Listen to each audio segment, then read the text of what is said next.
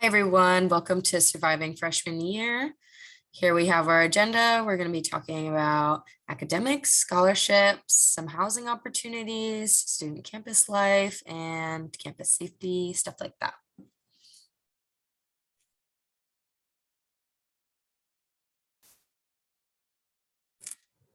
Oh, yes. Okay, so first off, here are some introductions. My name is Alyssa Merletti, and I am the new Community Development Coordinator here at NSHSS.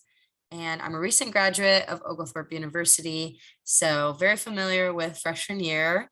And I got my bachelor's in communications, in addition to a double minor in studio art and film and media studies. I was super involved in college. I was the captain of the tennis team, as well as a member of AST, or Alpha Sigma Tau sorority, and the Omicron Delta Kappa National Leadership Society fraternity, and was super involved on campus and really took advantage of all my opportunities there. I like to play tennis, enjoy the outdoors, and play my Nintendo Switch. So I'm super excited to meet all of you guys and introduce you to our lovely panelists.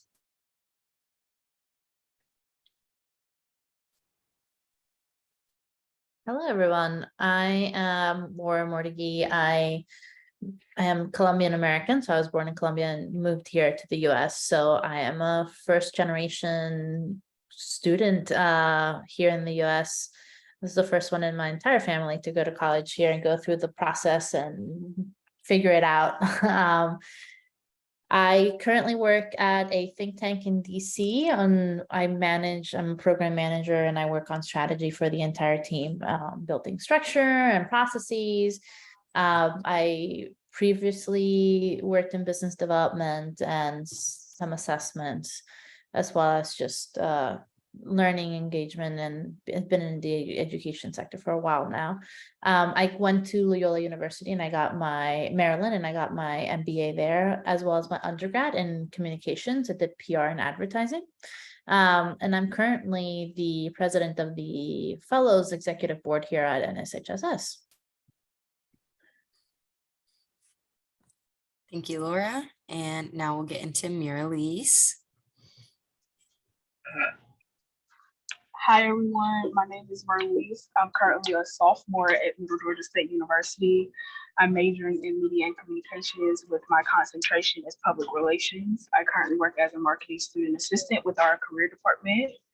And I was just named president of my campus activities board on campus. And I can't wait to talk to you all.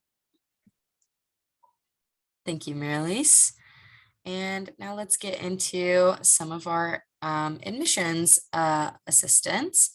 So admissions can kind of seem daunting when you're thinking about your own college situation. So a couple tips for you to survive your freshman year are to know your student ID number. I know this was super important for me because student ID numbers were often asked for at our printers and by our faculty. So knowing this number is very helpful for a number of things, and you can figure that out based off of your college that you are going to be attending. Registration date and time is a very important one because registration differs. Well, it depends on your college, but for my college, registration was different for each grade level. So knowing your registration date and time is very important for getting the classes that you want before they are taken. So just looking on your portal, your specific portal, and figuring out when those exact times are, setting multiple alarms maybe to get these deadlines satisfied. And then knowing add, drop, or withdraw dates are very important because you might feel unsure about a class and want to drop it or withdraw or switch it out with another one, but just knowing the deadlines of those dates is very important. And pass, no pass, withdrawal, and incomplete grades do not count in your GPA, so it's important to keep these in mind when you are considering these notorieties for your grades, and there's normally deadlines for those as well that you can look into. letter grades for courses to apply towards major and for transfer to colleges. So that's your own responsibility to figure out what kind of letter grade you need in a class. And ideally, you want to have an ideal letter grade that you want to reach in a class or your first semester.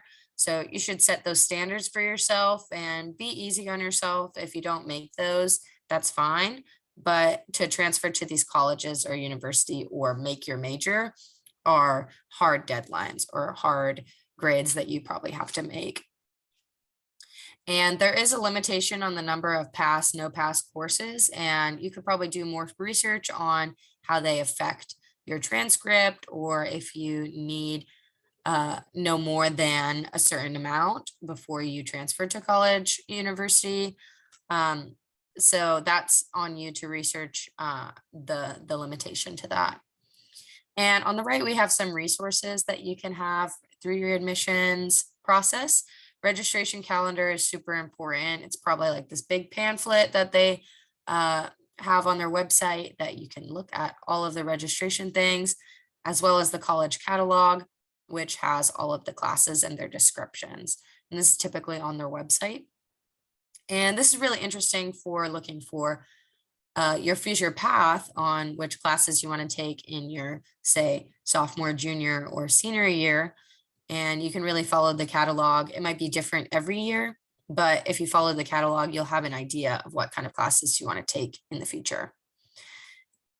And you can evaluate your transcripts and prerequisites and co-requisites probably through your own portal on the website.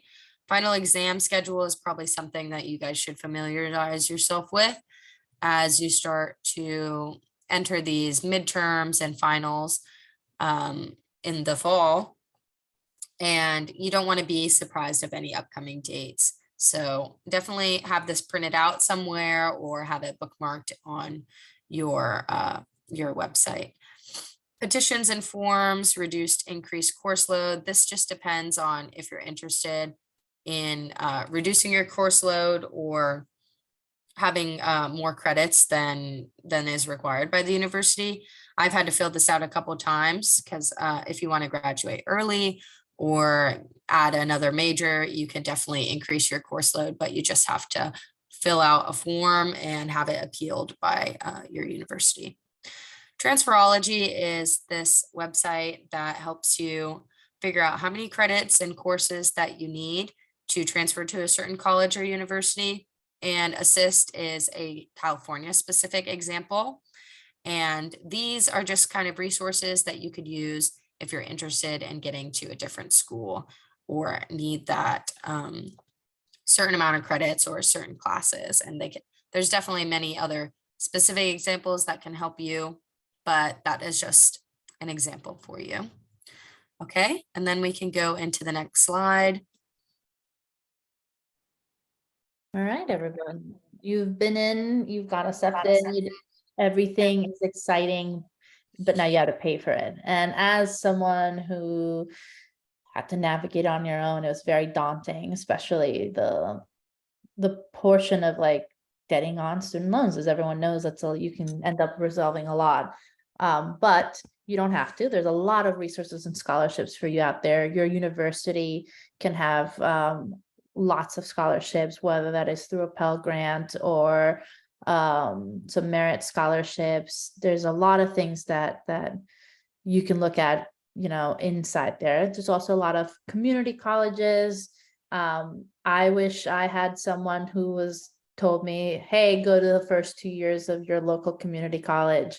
You can finish the rest 2 years. It pretty much, my community college has a lot of connections and also like programs with top universities like Georgetown and USC, and they recommend you, and it would have been cheaper. So don't discard community colleges. Those are valid options as well as sports, honor societies, clubs. There's a lot of scholarships out there. There's millions of dollars that go unclaimed each year in scholarships.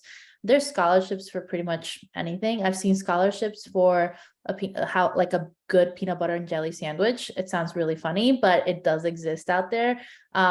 There's scholarships for pretty much anything that you could possibly imagine. I know that NSHSS has a bunch of scholarships on the website as well, so you can filter through, activities, or if you like STEM, if you're a student or a teacher, or like a bunch of different options that you have as well.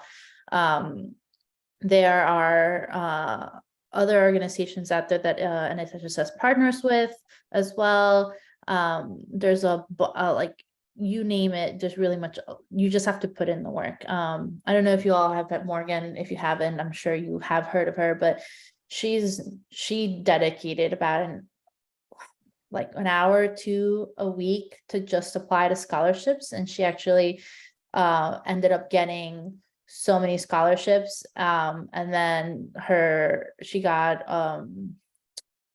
she ended up getting like paid through someone else, paid the university, so she actually got to keep her scholarships after a while. But you can get scholarships for paying for books. Your senators and delegates are also great resources if you apply for their scholarships. Their money isn't as big as some scholarships out there, but $400 or $500 can help you cover book costs, meal costs. Just make sure that when you submit, you have everything. You make sure that you follow their recommendations on there, of whether that is like the letter of recommendations, your GPA. Be personable when you're writing your essays. I know that it's a little bit of more extra work, but I found that the ones that I got were the ones that I was more honest and just a little bit more telling of myself, because that's real.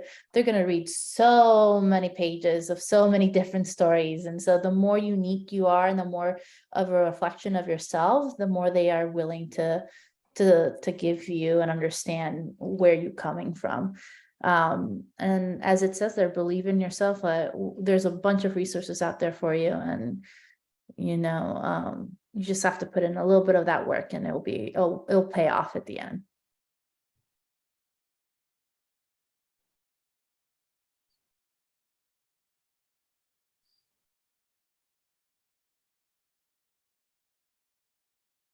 Ooh, that is also me. Sorry, everybody. So in academics,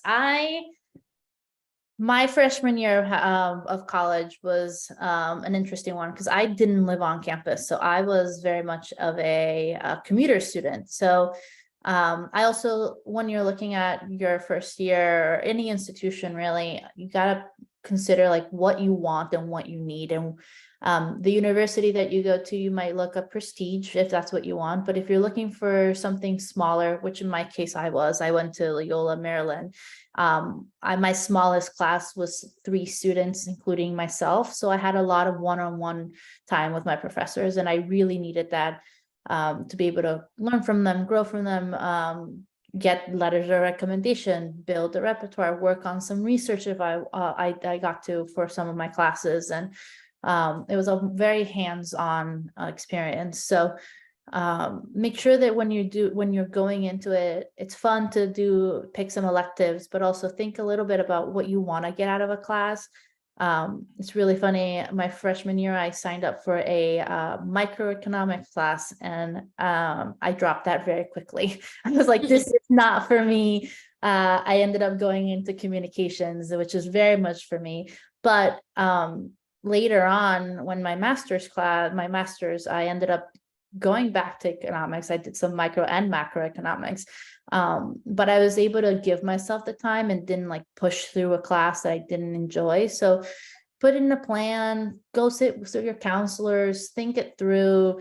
If you do what this time is really much like you figuring out what you want, and it's okay to mess up. It's okay to be like, ooh, I didn't like this, and take a step back and say, okay, if I didn't like this, why didn't I like this? What will I like?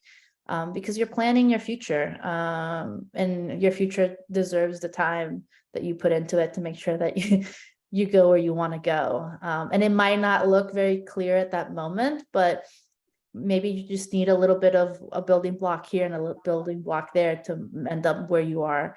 So be part of it. Make sure you're taking care of yourself. Exams are hard, especially that freshman year. So make sure you give yourself the ability to rest in between studying, take outside breaks, eat, feed yourself, sleep.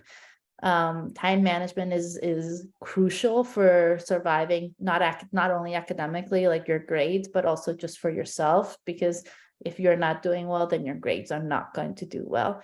Don't be afraid to show up to your professors during their office hours and sit through them and be like, hey, I don't understand this. Why didn't I do so well on this topic? Or like, I'm trying and I can't. And they'll walk you through it. They really do enjoy that part of their job. And that's why their hours are there. And that's how you also build that connection with them that will later on turn into like a recommendation or even like an opportunity for an internship or a job afterwards. So take time to build out your classes and career. By the way, if anybody has any questions for our panelists, you guys can put them in the Q&A section and we will be sure to answer them whenever we receive them. So thank you, Laura, for those words. And now we'll get into some resources that you can use for your academics. Grammarly is one of the things that will stick with you for a while. I know a lot of people that use Grammarly even outside of college, and a lot of people use it in a professional sense. So Grammarly is a huge thing that you could use. You could use it by plugging in your essays in there, and they will grade them based on dictation and spelling and grammar, all that sort of thing. So Grammarly is definitely one of the big ones. Quizlet is pretty good.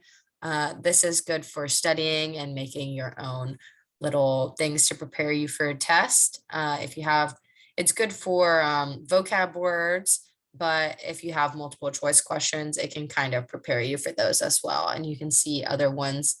If you're not really sure of a test or what's the content on a test, you can look up macroeconomics quiz and you'll find something similar that can prepare you for the test, and students got to stick together. So definitely some resources on there. Khan Academy definitely has a lot of content on it. You can get math, you can get history, you can get art.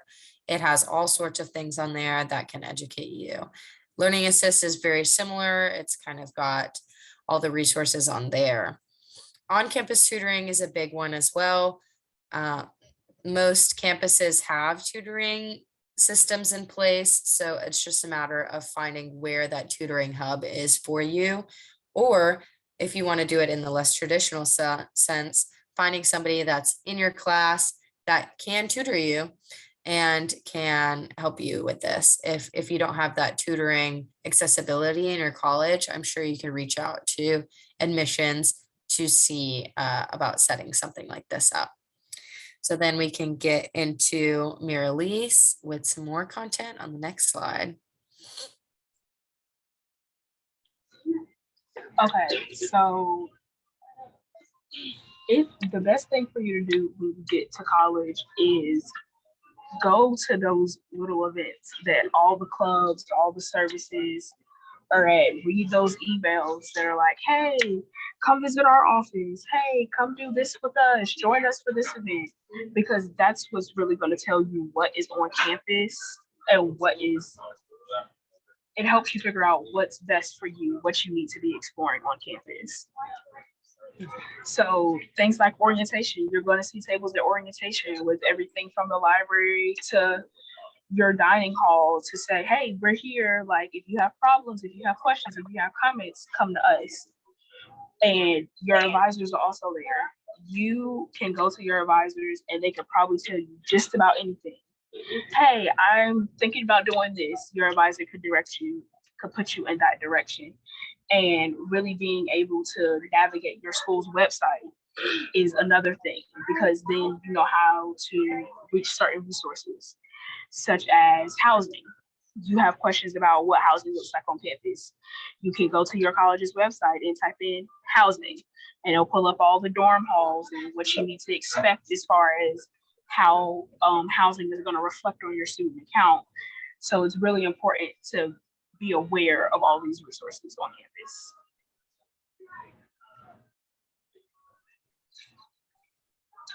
Student emails and newsletters. This. So in my job, I am actually in charge of our student newsletter, and we send out all of our information in our student newsletter. A lot of people don't realize you get sent student newsletters, but we put everything from jobs and internships with the governor's office to, hey, meet our team, this is what we're doing, to, hey, these are the events we have this week. Student newsletters and emails are really important to pay attention to because they give you the information when it's not a professor giving it to you or a social media post giving it to you. Student emails and newsletters are really the next step. Tutoring. You can find on my campus, you can find tutoring in the library, you can find tutoring in our writing center. We even create our own tutoring groups, like Alyssa said, like my freshman year. Some kids were having trouble in my communications class. So we did a study group and we met before a test to make sure everybody was okay because no student left behind. Not right now, no student left behind.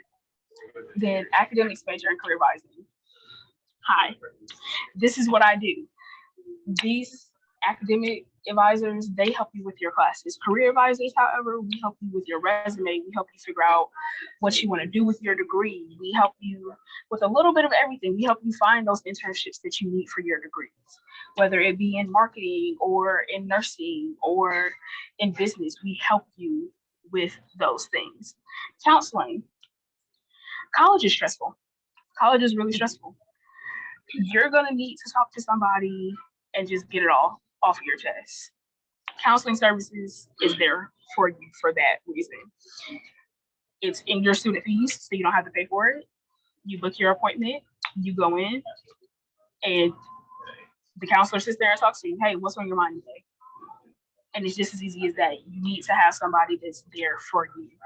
Now, health centers and health insurances, almost every college I've been on, like every college campus I've been to, have had some type of health clinic or health center where you can basically get immediate care, especially for the smaller things. For bigger things, of course, they're going to tell you call 911 or go to the hospital. But for your more immediate, smaller emergencies, the health centers are there. And most colleges offer some type of discounted health insurance for being a student with them. Dining halls, food banks, and pantries. Now, your dining halls, those are going to be more, you're going to be able to see those. Food banks and pantries, not so much because those stay hidden. So a great way to learn about your food banks and pantries on campus to make sure you have food in your dorm room, especially for when you're in times of need. Go to your student case manager. Your student case manager is probably most likely going to be the person that runs those food banks and pantries, and they're going to be able to tell you, hey, like, this is what we have. We have this food, we have these hygiene products. Let us know what you need and we can help you out. Now, technology and textbook programs. Your campus store, even though it can get so expensive because you're going to find so many cute things with your school name on it, you're going to be like, oh my God, I want to buy them. Your campus bookstore is probably going to be your best friend when it comes to technology and textbook programs. I know for me, when I had to take math classes, we had to use a specific software for those math classes.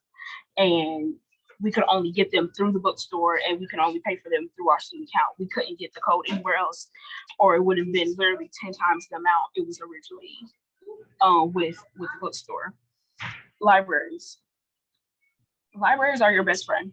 When I was holding our tutoring group in freshman year, I became really close friends with most of our librarians, and now they see my face and they're like, hi.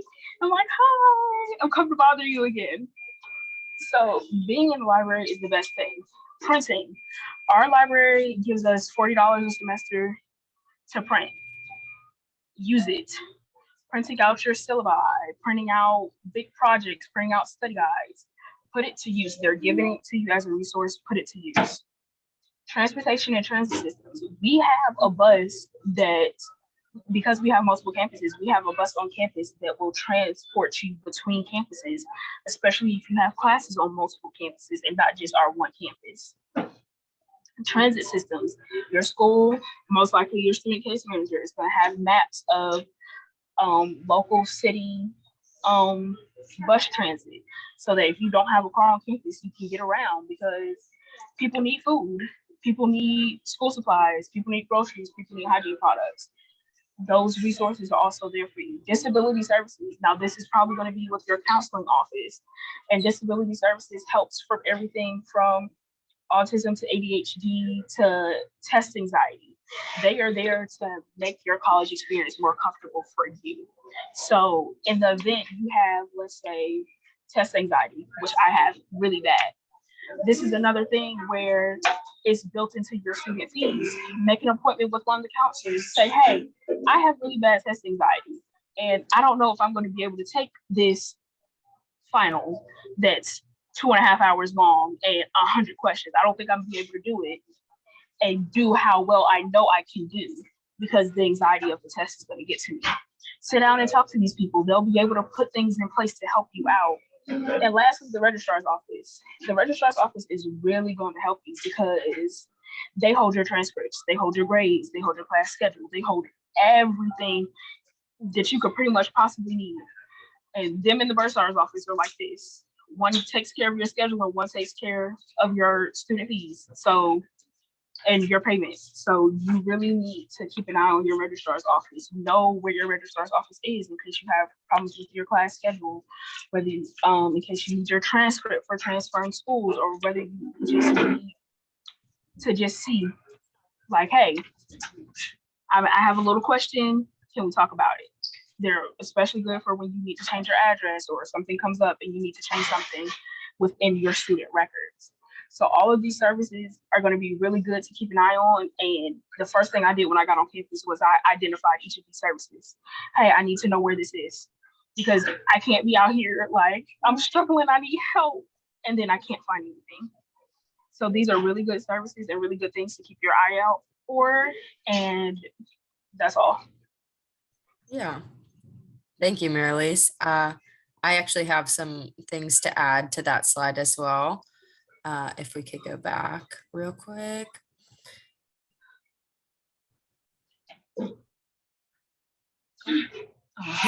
There we go. Yeah, so I was about to say, Marilise, $40 to the library. I only got $5. So Oh, wow. so make sure you know how much money that you have in your account and how much you're gonna need. So maybe don't print all of the syllabuses, but keep that in mind, know how much you have. Laura, did you have something to say on that as well? Yeah, you said the bookstore is also helpful. There's also a lot of places online that you can get, like Libby, if you have a library card to your local library. Libby is an app that lets you download those without having to pay for it. They'll download those directly to Kindle. I used to use OpenStax, which is a nonprofit organization that provides PDH and HTML versions of the test books for free for students. So there are alternatives. Again, if you ask very kindly to your professors, sometimes they will also let you give you the version or let you photocopy the book that they have. So there are options. You don't. Schools will do like the hybrid version that was mentioned, but definitely look at all of these other resources as well. Yeah, in addition to that, one of my professors gave me super great advice. If you're doing research online and gathering sources from scholarly journals and all of that, apparently professors and researchers are very open to sharing their work if you email them directly. And even if it is behind a paywall on like JSTOR or Galileo, like if you email them directly, they and are coming from a place of research and doing it for your own educational purposes, they seem to be more than willing to give you access to their knowledge. So they share the research. I also had one thing to say about transportation. I came from a small school, so it was mostly walking everywhere. But Mhm. like Miralise says, you have to figure out how long it takes for you to get from point A to point B. If Yes. that's, yeah, if that's walking there on a Saturday evening, but Mhm. it doesn't matter. You should know how long it is so that you're not late to your class, because that will definitely leave an impression with your professor. And just practicing those walks, it's just like high school, figuring out how long it takes for you to get to this class, how much you have, how much free time, or if you have to take the public transportation that they offer, then you'll have to just figure that out for yourself. I completely agree because I did that. I sit with my schedule. I'm like, okay, I got to get this, and this within this time period. Let's figure it out. Right. And sometimes you just have to try it out the day of, because you never know how the traffic will be if you're commuting, or even the foot traffic will be if you're walking. Like maybe there's so many people on the sidewalks that you just can't walk and you have to take the bus. So that's definitely something that you could figure out. Also, on behalf of some of these Q&As, I see Laura answered some of them. So where can I find scholarships besides the NSHSS website? So senator delegate websites, like Laura said, they have scholarships, scholarship.com, Scholarship Owl. I know I checked out that one a lot. Scholarship America and UNCF. And our website is just filled with ones that all you need are the resume, your headshot, and multiple things that if you just make sure that you're filling out all the information, that you will be considered as a candidate. That's one of the main things that will get people, is that they don't fill out a certain part of it, don't sign a waiver, and then you could get cut out of the running just because you forgot to include your headshot or forgot to answer a question. So just make sure you're filling out all of the components of a application and you should be fine. Okay, I think we can go on to the next one.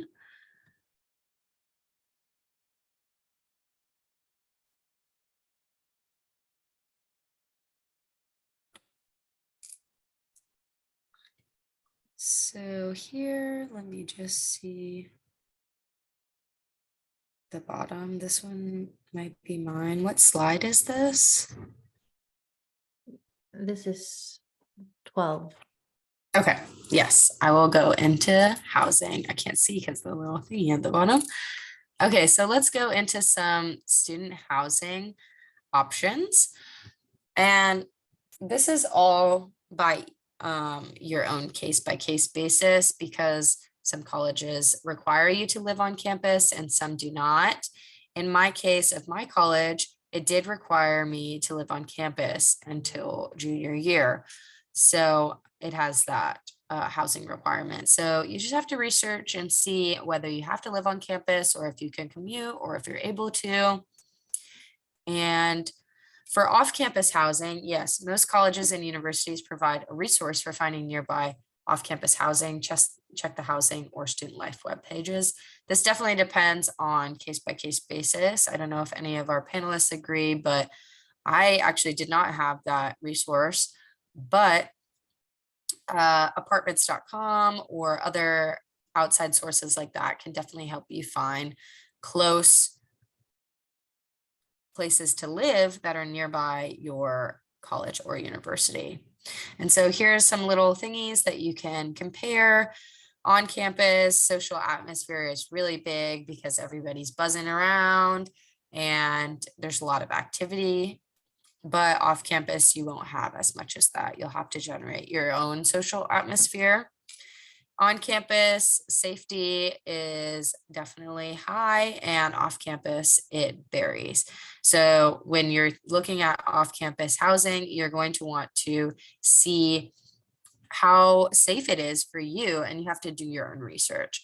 On campus safety, they normally try to increase the safety of their campus, as well as maybe there's some the blue box resources. I'm not really sure what they're called, but they're like police ringers. So if you press the button, some people have that on their campus, and those are pretty important to note if you do have those, where it'll call the police if you press the button. So if you're walking home at late at night, you can just press the button if you're feeling unsafe.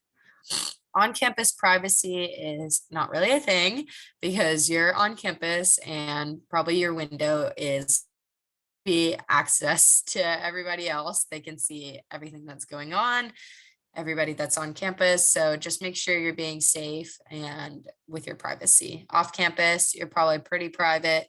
It actually still depends on what place that you're going to be at. Independence on campus, it says it's pretty low, but I would say your independence is pretty high on campus. And you're really, as soon as you step on campus after being in high school, I remember the feeling was very freeing. You have to generate your own schedule and do whatever you want to do. Essentially, you're becoming an adult, and independence to me was very high. I think it means like events kind of lead you in a place, and you might have mandatory floor meetings, which kind of decreases your independence. But off campus, they say you're pretty independent, and that I do agree with that as well. Close to campus is on campus, and then off campus, it kind of differs. So if you are commuting from campus, you want to make sure how close you are, and if you can make your classes on time, if you leave at X time, you want to make sure that you take all things into account, like traffic and weather and things like that. Ease of maintenance on campus, you definitely can get maintenance done for your dorm very easily if you fill out your designated maintenance requests. Off campus, I would say it also varies. You'll have to do more research on if maintenance is very fast for apartment or off campus, or if it's slow. So that can be found via Google reviews or research by asking the people that live in the apartment complex already. On campus, meal plans should be included if in your campus tuition. And off campus, obviously, you're going to have to think about that yourself. I'm pretty sure some colleges do give you can buy a meal plan if you live off campus. You just have to figure out what meal plan you want, if it's a commuter meal plan or such. Bills included, you don't have to worry about any bills when you're living on campus, but sadly, if you live off campus, bill life is headed your way. So keep that in mind. Definitely have to remember a couple of dates when you're dealing with some bills. So that's an added stress, and you might not want that for your freshman year. Lease flexibility, you do not have lease flexibility on campus.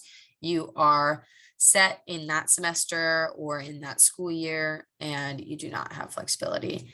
Off-campus lease flexibility, I would say varies. It depends on if you sign a lease or where you are staying. You might be staying with a friend, and then maybe it is very flexible, but just make sure you're being respectful of where you're staying and whether or not you're tied to any contracts or anything. Amenities, on campus has amenities, probably like a gym or a pool or tennis courts or open art studio. You definitely have to do some research and see if they have any of these things available on your campus. And for off campus, it just varies. You have to see what you want. Furnished, most dorms come furnished. They give you the bed with, the blue bed, the blue twin bed. It's very recognizable. But you probably get like some dresser or some desk, but you kind of have to bring your own stuff as well as that, like maybe mattress topper or a comforter, of course. And off campus, it's not going to be furnished, or you just have to figure out what kind of stuff you need when you're heading to Target after you check into your dorm. So then we can go into the next slide with Laura. Great. Student campus and safety. So there are a lot of things now that you are an adult that you have to be aware of. One of that is safety. I was a commuter, and I'm also Latina. So there's a lot of different things that I was looking for safety when I went to college. I did live at home, so on campus, like room safety was not one of those, but I did have friends that were RAs, so I did get to see and see how that worked a lot with them. But a lot of, for me, for safety, and something if you have to do that that's already talked about, is your awareness a little bit of where you are in your surroundings, whether that is late at night, if you're walking around, if you live in a city. My university was in Baltimore, so late at night walking was depending on what road you're on, you have to be very, very aware of it.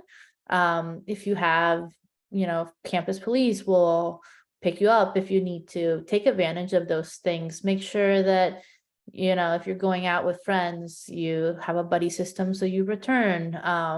There's also a lot of universities offer a lot of support in terms of like mental health or groups.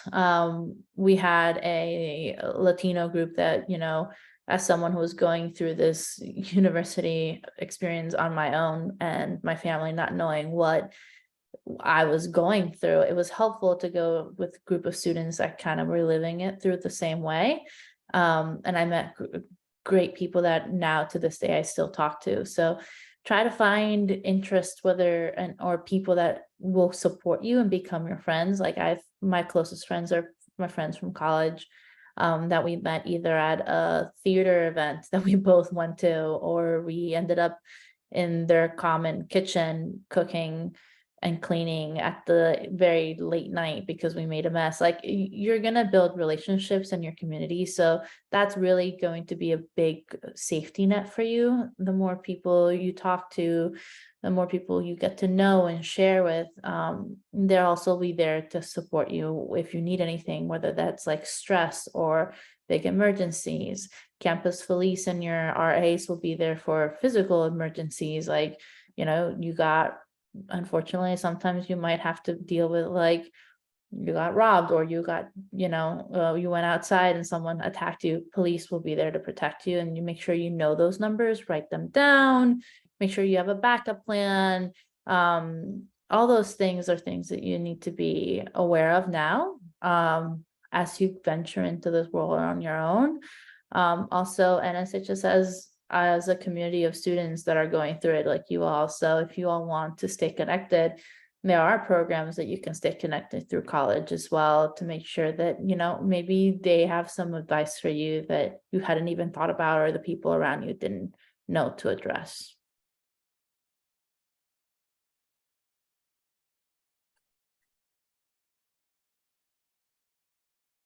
Thank you, Laura. Okay, so I'll get into some more tips of student campus safety.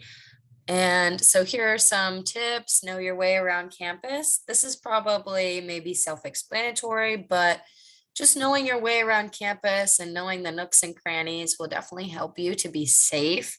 Most importantly, knowing what paths you can take and what paths are maybe not as preferred than others, and just asking people about some shortcuts that they have taken as well, or shortcuts that they recommend, or ways to walk at night.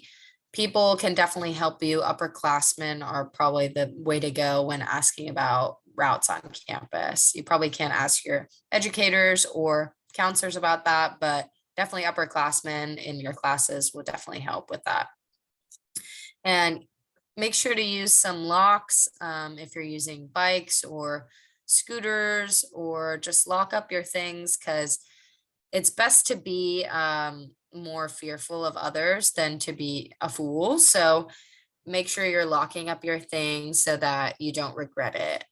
And it's better to be careful, and just make sure you don't know all of the people that are at your college, even no matter how small it is. So just don't be too trusting, and make sure that you're taking care of your things.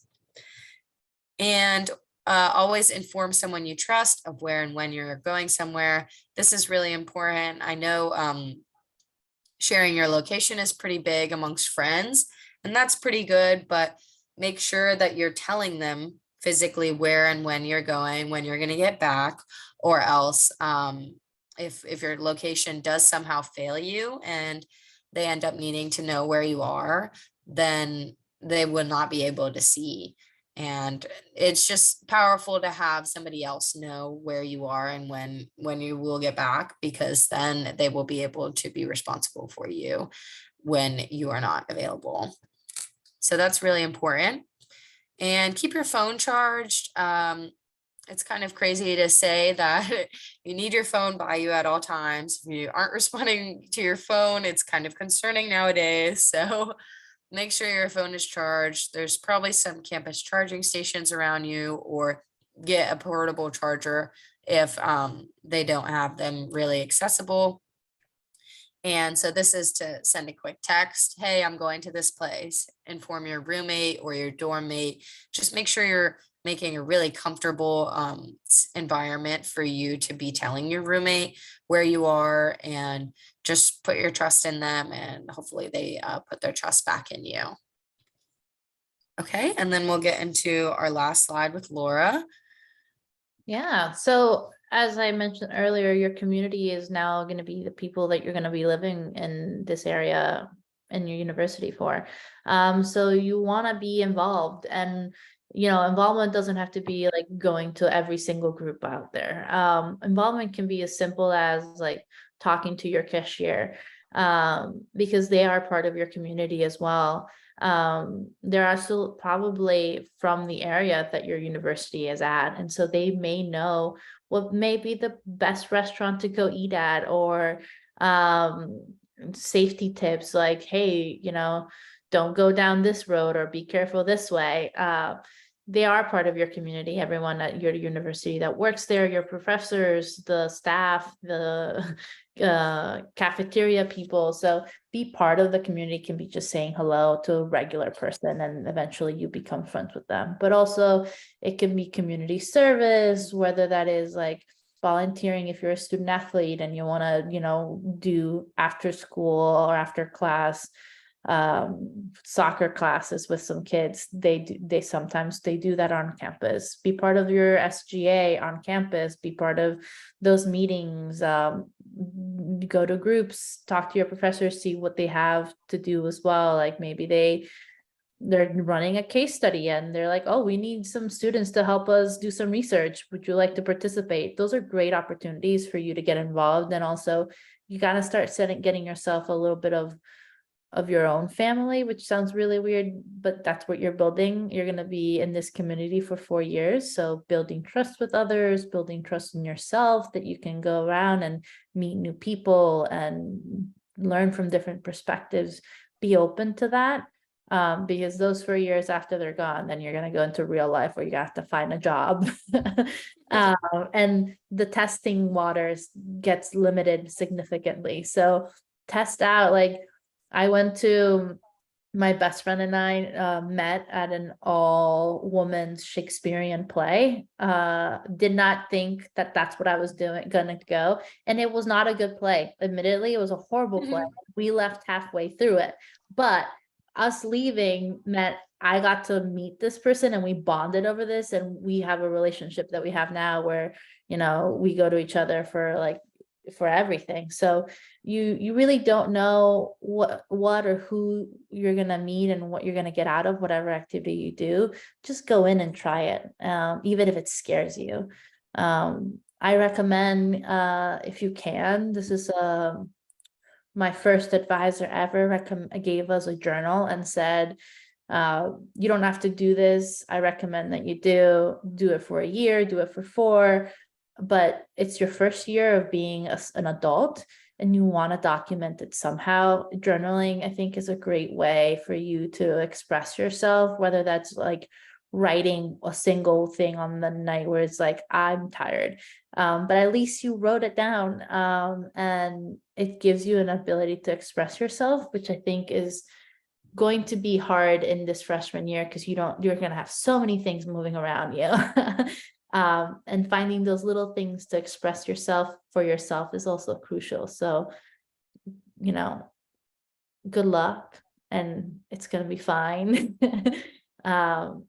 And find your community. And I hope that's the best community that you can get. That's great advice, Laura.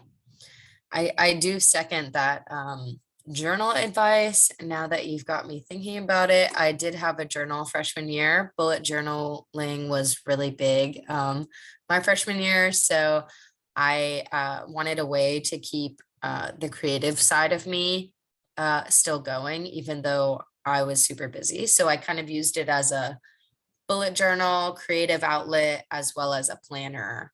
So definitely figure out what you need in this situation, whether it's like getting a planner, getting your things situated, or just getting your emotions on the page, or needing a creative outlet. Like you can combine all of these three things in a way that works for you, or you can pick them specifically, get a planner or get a little log or a tiny little sheet of paper.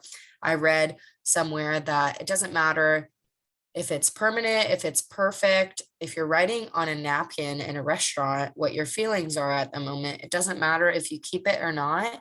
It's just you and yourself writing down those emotions. You can toss the napkin out, but the art of writing down your emotions is so powerful. So I definitely agree with that. Could also be a quote, like for the half of my journal, they're just random quotes that I got. Like another close friend of mine said something in a class, and I was like, hey, that's actually really good advice. I'm gonna write that down. And you're gonna find some people are gonna say some really weird things in college. Might want to just document those things for yourself so that when you go back, you're like reading them through and you're like, oh man, I remember that moment. So whether that is writing it down or like pasting a pic, you went to a first game of college and putting that down in a page, it's whatever you want, but options for you. Right. I think my Oglethorpe school has this overheard at Oglethorpe Instagram where it's just ridiculous quotes like that, just silly things. But yes, thank you, Laura, for that great advice. Here we can go to the next slide. I think it's pretty much asking for questions. Yes, so we answered a few questions in the chat over the course of this webinar, but if anybody has any other questions that we haven't answered, we're totally open to hearing them. But if we don't get any time, let me, Miralise, do you have any last advice to give to this incoming class of freshmen, maybe them specifically? If I had one piece of advice that I wish somebody had told me, like, I'm glad I got the advice I did, but if there was one piece of advice that I wish somebody had told me, it would be that don't let other people's opinions or other people's experiences at college dictate what you do. So everybody had been telling me, hey, like, you're going to panic when you get to college. Don't take like 15 credits because you're going to fail them all. And so, like, I automatically panicked and I was like, I'm going to take 2 classes and that's it. Like, not touching any more classes my freshman year. And then I sat down and talked to my advisor about it. And she was like, no, if you know you can do the work and if you have faith in yourself and you know the type of student you are, then go for it. Like, never let somebody else's experiences at college or during college affect your choices, even if they went to the same school as you. Because even with professors, they might have had a professor, and at that time, that professor might have been going through something, and so that professor was acting mad or sad or whatever. But now you're having this professor, and you think, "Oh my God, this is the perfect professor. Like, this is going to be my professor." Like, so don't let everybody's opinions dictate what you do. I definitely agree with that. Laura, did you have something to say? Oh, no. I saw that in the Q&A, there was someone who asked a question. So I was going to address it because I think it asks to all of us how any of us got our own space and peace when you needed it during your college lives, and how did you retreat for a few seconds? And for me, I was actually part of the SGA group, and as a commuter student, you really don't have a lot of space. Like I can't in the middle of the day decide, hey, I'm going to go to my dorm and rest for 5 seconds because I was an hour away, so I had to drive in my car. So for me, those spaces was trying to find it, and for me, nature is very grounding. So whether that would be outside in a park where I know there wouldn't be a lot of people, I would go there, or if it were in like the commuter lounge, where there's just like a very specific group that only commuters could go to, and sit there on a chair and just like do work or stuff. The library for me was too quiet. I know that sounds really weird to say, but I need a little bit of ambient noise, or else I will go a little stir crazy. So those were things for me. I'll open it up to the other panelists. Of course, Mira-Lisa, you can take it away. I was gonna say I've actually had the blessing of having a couple of different spaces that I could just have my piece on campus. We have a really open space. So like Laura, I love nature. So I would sit out by the lake on campus and just take that to have like basically my meditation moment. I love to dance. So when I'm stressed out, we have a dance studio on campus. I'll go dance. And then when I just need time to myself, we have a Barnes and Noble down the road. It's my happy place. So I go and I sit in my happy place, and it's really good. So it's really just about finding those places for you. We also have a commuter lounge that even students that live on campus we can use, and it's just a really quiet space with chessboards and phone chargers, and it just really can be your space, whiteboards. So it's really all about finding your space. Of course, it's very refreshing to hear two different answers from these two panelists, and I have a different answer too. I love the library. So it's just, yeah, it's just make sure within like your first month of being on campus, just like wander, like, and if you know what you like, then just wander to those spaces, but do it safely. Like we said earlier, make sure you're safe, but there's a lot of power in wandering. So I used to wander around the library, and I found some really unique rooms that caused a lot of peace for me. And just, I love my alone time. So if I just snuggled up in one of these rooms, then I knew I was going to have a great time. So you can definitely find that within. And you're welcome, Leah. I'm so glad we got some good advice out there. This is being recorded, and you can find the webinars on our past webinars website, or section of the website. We will have all the recordings that we have had before on there. And so after this is done, we will be having that published. So you can probably expect to see that tomorrow, and you can see the full recording of it. So if there are not any more questions, I think that's all for us today. So thank you guys for coming. We're very happy to share our advice, and we hope to see you guys at one of our next webinars, which is our meet and greet that is in August. So look out for that, and thank you so much for coming. Thank you, Laura and Mira-Lisa, for giving your great advice. Thank you, everybody. Of course. Take care, everyone.